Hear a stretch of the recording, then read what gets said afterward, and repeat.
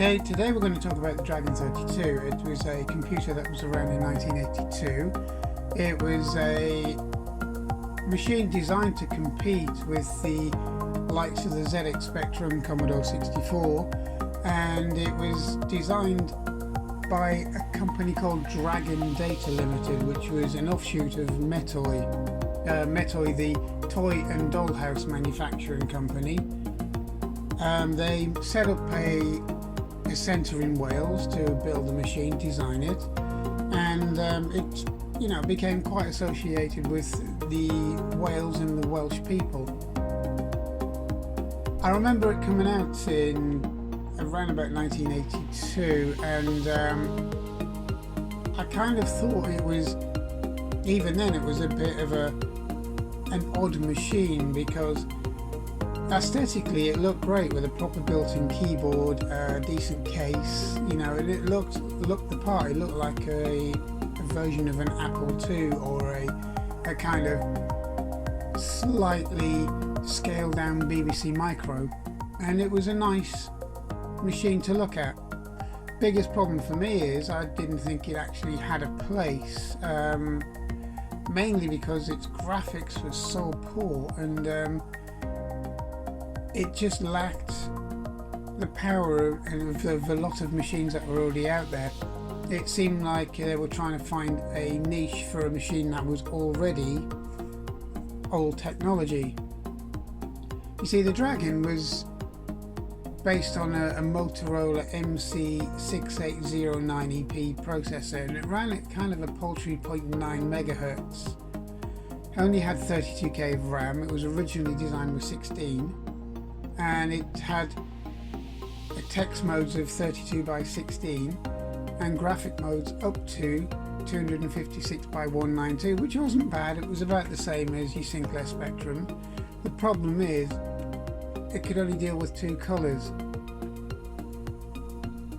It had a built-in palette of 8 colours, and it had 1 voice and 5 octaves on its sound generator, which was basically the only way you could produce sound under BASIC. If you use machine code, however, it had 4 voices and 7 octaves, which was quite good, because you got to think that even the Commodore 64 only had 3 voices at the time.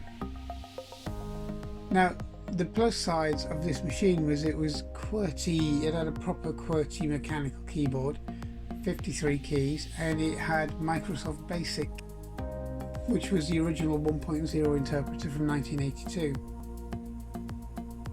Now, it should have done better than it did. It was ultimately a failure in the market, not because of it didn't sell. It sold quite well. It sold a lot of machines, but it was a failure because it was already based on an aging TRS-80.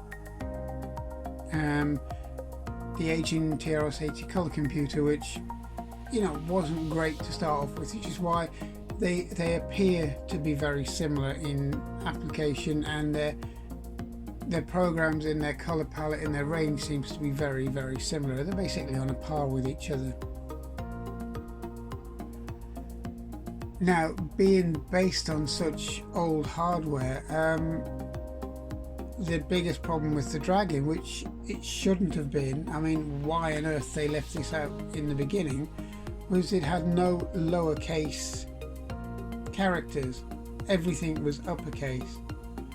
To produce a lowercase character, it would be virtually impossible. Well, it was possible, but you had to do some hardware modifications, and there were a few out there which would actually do it. There were also a few programs out there which would emulate lowercase in software, which made the machine incredibly slow. And that was a big downside, because trying to get a micro or computer into skills and businesses which couldn't do lowercase characters was ridiculous, really, because even a Sinclair Spectrum could do lowercase characters. It was a massive omission, which never understood why you would ever want to bring out a computer with only uppercase characters, especially when most of the machinery out at the time could do both. Now, if you look at the connectivity of the time, it was actually very well presented. It had TV connector, which was kind of part of the course, 2 analog joystick ports, a cassette port, a Centronics parallel printer port, a cartridge port, and a composite monitor port, which for a home machine at the time was innovative, because it was usually just your RF out and that was it. So the thought behind it being used for more serious applications was there with the addition of a composite monitor port.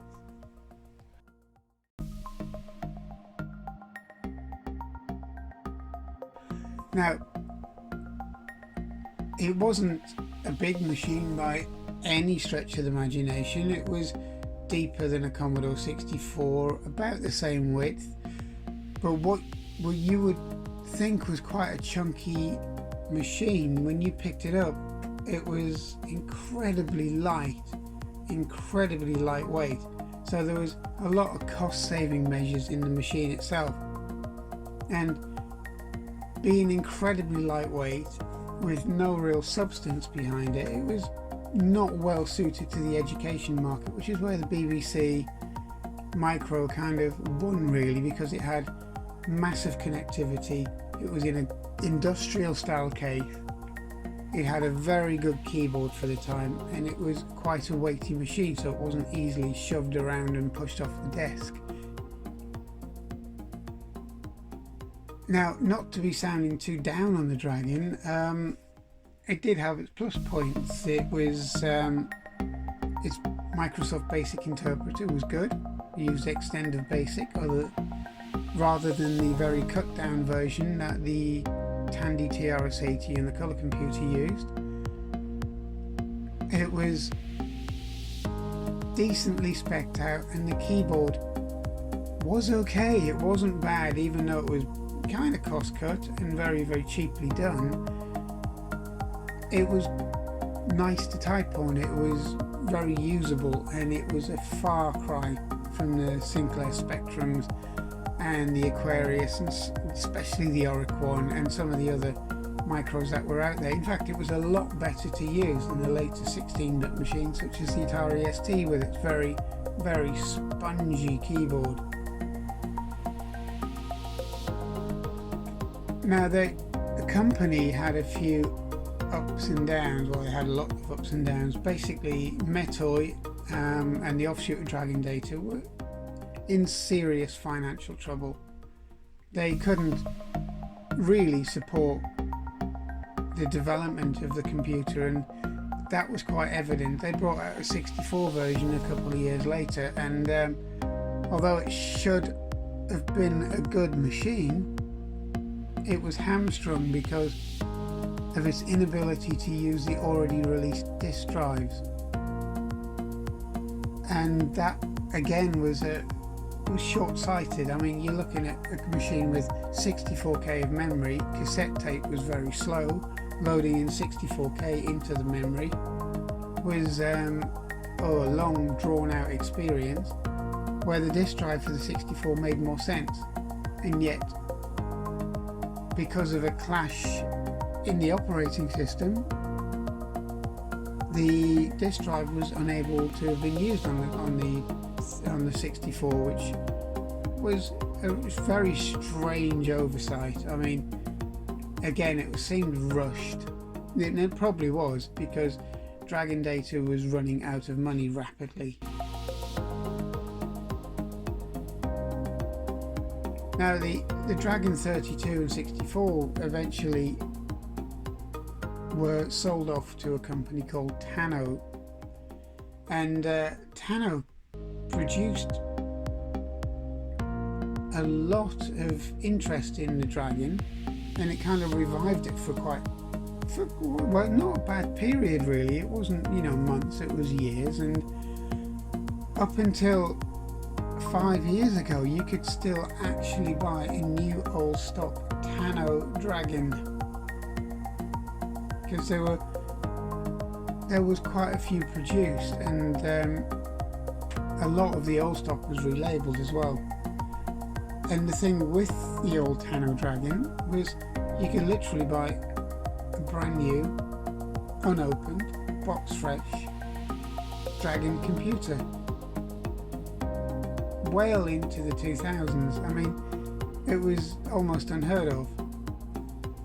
Okay, so this is the Dragon 32. Okay, it's quite a nice chunky case. It's a lot tougher than it actually feels when you pick it up. It's got a very lightweight feel to it, but the keyboard is just, that's the spacebar that needs to be sorted out, but the keyboard itself is nice. It's a mechanical keyboard. It's not the rubbery spongy things that you find on a lot of other machines. So if you come around to the side, you see the cartridge port. The machine is big enough to sit a monitor or small monitor on top, and it does spread the weight across it quite nice. And the original power brick, which is kind of just a white sort of transformer there, which is nothing out of the ordinary. And as you can see, it looks as if it was actually designed to be a bit more of a commercial machine rather than a toy-like computer that a lot of the others were trying to aim at, such as, you know, the Spectrum and the Auric, where they did a lot of major cost cutting. I mean, it could effectively have been a lot cheaper machine if they went for a chiclet keyboard, and then, you know, not such a robust case. But as you say, the colours, which you can see it on here without it flickering too much, are green and garish. And as I said, this camera picks up absolutely, there we go, you can just about see it. Anyway, it's very garish, very green, and I think that's, with the colour palette on it, that's really as much as you were going to get. But I mean, it's not a bad looking machine at all. As I say, the biggest point to this machine is it does look quite industrial, and the fonts on the keyboard, on the keys themselves, just represent the fonts that you get literally on the TV, because there are no lowercase and there are very few other characters, you know, apart from your usual hash, it quotes, dollars, percentage, ampersand, and so on. But you know, you get what it was designed to do. It was designed to be a relatively low cost micro. So there we have it, an insight into the world of the Dragon 32. Thanks for watching.